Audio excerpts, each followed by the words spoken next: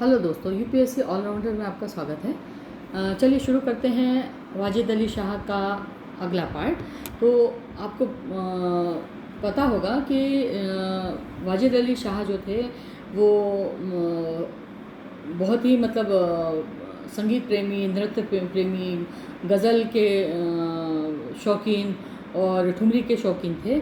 तो उन्हें उनकी इसी खासियतों की वजह से उन्हें रंगीले पिया जाने आलम कहा जाने लगा था। रंगीले आलम जाने आलम, रंगीले पिया जाने आलम का अर्थ क्या है?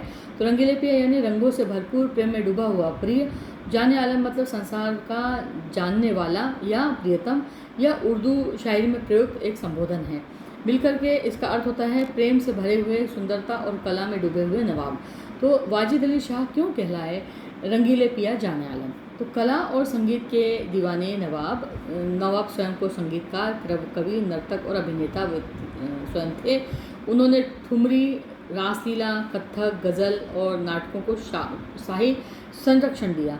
संगीत और नृत्य में उनकी सहभागिता उन्हें रंगीला यानी कला से रंगा हुआ बनाती थी। रासलीला में कृष्ण का अभिनय, नवाब स्वयं कृष्ण की भूमिका निभाते थे और गोपियों के संग रासलीला करते थे। उन्होंने प्रेम को ईश्वर की अनुभूति माना और खुद इश्क का खुद को पुजारी माना।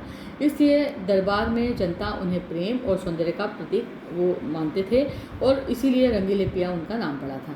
शायरी और उपनाम वो अख्तर लगाते थे। नवाब की शायरी में प्रेम, विरह, भक्ति और सौंदर्य के भाव होते थे और अपने शेरों में वे सूफी प्रेम और कृष्ण भक्ति का मेल उनमें दिखाई देता था। जैसे उन्होंने लिखा है कि इश्क में रूह को तन कर दिया, रंग में रंग के अख्तर बन गए।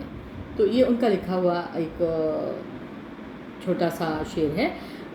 नवाबी ठाट और सौंदर्य प्रेम, वाजिद अली शाह जो थे वो बेहद फैशन परस्त थे, शौकीन थे, खुशबू और कपड़ों के प्रेमी भी थे। उनके पहनावे में इत्र, पान, संगीत, महफिलें, ये सब रंगीनियत उसमें शामिल थी, शाही रंगीनियत इसमें शामिल थी। धार्मिक समन्वय और आध्यात्मिकता का रंग, उन्होंने योगी मेला, रहस, सूफ़ी, कव्वाली और इस्लामी भक्ति गीतों को एक मंच पर ला करके धर्म को जोड़ने का काम किया। यही विशेषता उन्हें न केवल नवाब बल्कि एक जाने आलम यानी जनता का प्रिय भी बनाती थी। साहित्य और लोकगीतों में भी उनका समावेश था। अवध और बंगाल में आज भी जो लोकगीत चलते हैं जिनमें ठुमरियाँ, नौटंकी परंपराओं में रंगीले पिया जाने आलम नाम का उल्लेख होता है। विशेषकर रासलीला गीतों या दास्तान गोई में उन्हें इसी रूप में याद किया जाता है।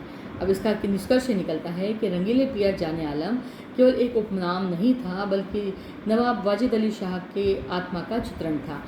एक ऐसा शासक जो तलवार से नहीं, कलम से, सुरों से, प्रेम और सौंदर्य से लोगों के दिलों पर राज करता था। उनका यही व्यक्तित्व आज भी लखनऊ और मेटिया बुर्ज की हवाओं में गूंजता है। तो ऐसे थे वाजिद अली शाह। तो ये आपको मेरा सेशन कैसा लगा? अगर आपको ये सेशन अच्छा लगा है तो प्लीज़ मेरे चैनल को लाइक कीजिए, शेयर कीजिए और सब्सक्राइब कीजिए।